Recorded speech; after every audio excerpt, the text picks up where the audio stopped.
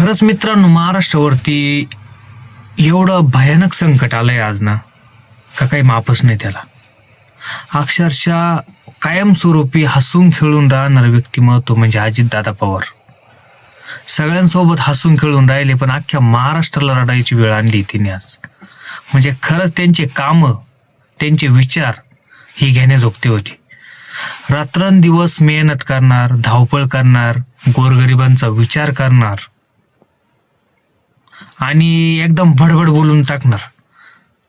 जे मनात येईल ते बोलणार, समोरच्याला राग येऊ काही येऊ, एकदम मोकळ्या मनात, कुठल्याही प्रकारे मनामध्ये आढी नसणारे व्यक्तिमत्व खरंच अजितदादा पवार. आपण खरंच त्यांचं नाव घेतो. आणि मलाच नाही, अख्ख्या महाराष्ट्राला हळहळ लागली. सगळ्यांना रडवलंय त्यांनी. आता मला सांगा, नाही मी त्यांना कधी भेटलो नाही, त्यांच्यासोबत कधी बोललो, तरी पण मग मला जर त्रास होऊ राहिलाय तर खरंच ते काहीतरी एक खरंच देव माणूसच होता तो.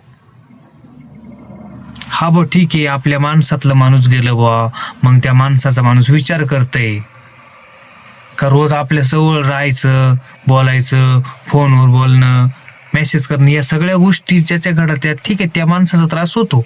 पण त्या माणसाला मी ना कधी भेटलो ना कधी बोललो, तरी पण एवढा त्रास होतोय म्हणजे खरंच त्या माणसाचं नाव घेण्याजोगतंच ती व्यक्तिमत्व होतं. ते काय म्हणते ना, माणसाला जोपर्यंत माणूस आहे तोपर्यंत त्याची किंमत कळत नाही, माणूस गेल्यानंतर त्याची किंमत कळती. अक्षरशः आज पूर्ण महाराष्ट्रभरामध्ये तुम्ही सोशल मीडियावर कुठं बघा, इंस्टाग्राम बघा, फेसबुक बघा, यूट्यूब बघा, फक्त त्यांचंच नाव निघतंय आज पूर्ण महाराष्ट्रामध्ये. प्रत्येक व्यक्तीच्या तोंडून फक्त अजितदादा पवार.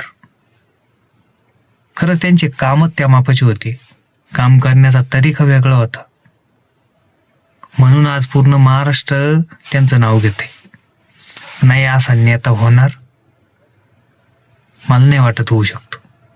भरपूर आले आणि गेले, पण अशी व्यक्ती नाही.